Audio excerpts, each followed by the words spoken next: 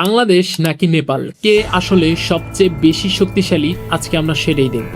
আজকের এই ভিডিওতে আমরা দেখব অর্থনীতি, সামরিক শক্তি, পর্যটন এবং উন্নয়ন, আর দেখার চেষ্টা করব কে আসলে সবচেয়ে বেশি শক্তিশালী। সামরিক শক্তিতে বাংলাদেশ অনেক বেশি এগিয়ে। বাংলাদেশের সেনাবাহিনী বড়, রয়েছে আধুনিক অস্ত্র এবং আন্তর্জাতিক মিশনে অংশগ্রহণের দক্ষতা। অন্যদিকে নেপালের সেনাবাহিনী ছোট হলেও তারা পাহাড়ি যুদ্ধে খুব বেশি দক্ষ। তারা ঐতিহ্যগতভাবে সাহসী যোদ্ধা নামে পরিচিত। অর্থনীতির দিক দিয়ে বাংলাদেশ স্পষ্টভাবে এগিয়ে। গার্মেন্টস, রপ্তানি এবং রেমিটেন্স বাংলাদেশের অর্থনীতিকে গতিশীল করছে। অন্যদিকে নেপাল সৌন্দর্যের দিক থেকে সেরা। তাদের অর্থনীতির বেশিরভাগই নির্ভর করে পর্যটন ও বৈদেশিক আয়ের উপর। বাংলাদেশ দ্রুত উন্নতি হচ্ছে পদ্মা সেতু, মেট্রো রেল এবং বড় বড় প্রকল্পের মাধ্যমে। পাশাপাশি নেপাল উন্নতি করছে, কিন্তু পাহাড়ি ভূখণ্ডের কারণে তাদের উন্নয়নের গতি কিছুটা ধীর।